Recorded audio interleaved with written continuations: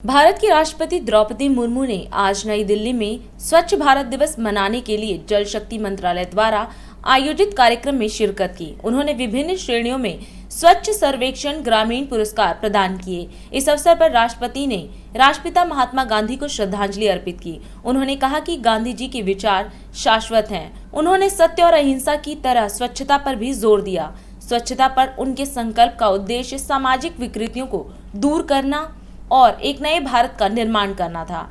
इसलिए उनके जन्मदिन को स्वच्छ भारत दिवस के रूप में मनाना उन्हें सच्ची श्रद्धांजलि है।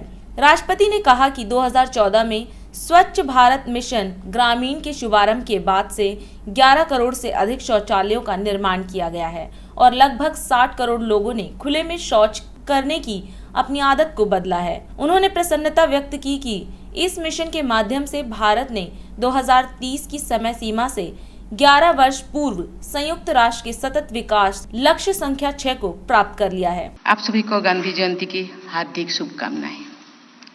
आज सुबह ही महात्मा गांधी के स्मारक स्थल राजघाट पर मैंने राष्ट्रपिता का श्रद्धांजलि दी।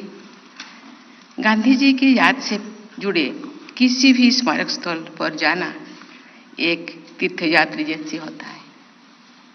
उनके विचार शाश्वत है। सत्य और अहिंसा की तरह स्वच्छता पर भी उनका आग्रह था।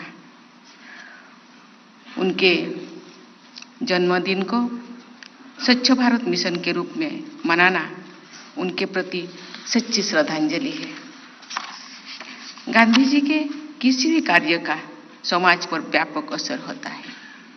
स्वच्छता पर उनका आग्रह भी सामाजिक विकृति को दूर करने और नई भारत के निर्माण हेतु था।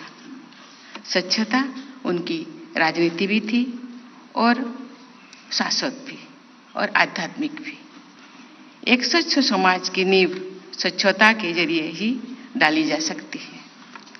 ऐसे अनगिनत उदाहरण गांधी जी के जीवन में है जिनसे स्वच्छता की नई परिभाषा हम दे सकते हैं। उसका एक उदाहरण 1901 के कलकत्ता कांग्रेस अधिवेशन में देखने को मिला था। जब शिविर में सफाई की खराब हालत उन्होंने देखे, उन्होंने झाड़ू उठाकर सारी गंदगी स्वयं ही साफ कर दी। एक कोट पैंट पहने वाले व्यक्ति को इस तरह सफाई करते हुए देखे तो लोग आश्चर्यचकित हो गए। गांधी जी का मानना था कि स्वच्छता की आदत लोगों में बचपन से ही डाली जाना चाहिए। इसी महीने देशवासी दीपावली और छठ का त्योहार मनाएंगे। दीपावली में लोग जहां अपने घरों को साफ सफाई करते हैं, वही छठ के अवसर पर लोग जलाशयों, घाटों और रास्तों को स्वच्छ बनाते हैं। मुझे ये बताना जरूरी है कि सन 2014 को स्वच्छ भारत मिशन ग्रामीण की शुरुआत से अब तक अभी तक ये 11 करोड़ से अधिक शौचालय का निर्माण हुआ है और लगभग 60 करोड़ लोगों ने खुले में शौच जाने की अपनी जो आदत को बदल दिया है। एक खुशी की बात है कि इस मिशन के द्वारा भारत ने वर्ष 2015 से संयुक्त राष्ट्र द्वारा निर्धारित सस्टेनेबल डेवलपमेंट गोल 6 को 2030 की समय सीमा से 11 वर्षों पूर्व ही प्राप्त कर लिए। स्वच्छ भारत मिशन ग्रामीण व्यवहार परिवर्तन का एक आंदोलन है। कोरोना की वैश्विक महामारी के दौरान सभी लोगों ने ये महसूस किया कि घर घर बने शौचालय, साबुन से हाथ धोने की आदत और घर में नल के द्वारा जल की आपूर्ति की सुविधा ने इस विपत्ति में एक रक्षा कवच का कार्य किया है। भारत सरकार वर्तमान में स्वच्छ भारत मिशन ग्रामीण के द्वितीय चरण को कार्यान्वित कर रही है, जिसका लक्ष्य है देश के सभी 6 लाख गांवों को ODF प्लस बनाना।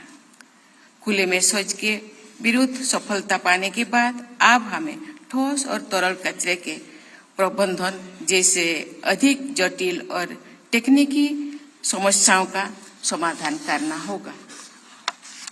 मुझे ये जानकर प्रसन्नता हुई है कि स्वच्छ भारत मिशन ग्रामीण के द्वितीय चरण के प्रारंभ में अभी तक 1,16,000 से अधिक गांवों ने स्वयं को ओडीए प्लस घोषित किया है और लगभग 3 लाख गांव में ठोस और तरल कचरा प्रबंधन का कार्य शुरू भी कर चुका है।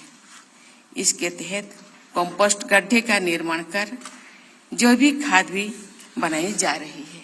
आज जब हम आजादी का अमृत महोत्सव मनाते हुए अमृत काल में प्रवेश कर रहे हैं, तो हमारा संकल्प होना चाहिए स्वच्छ, स्वस्थ और आत्मनिर्भर भारत का निर्माण।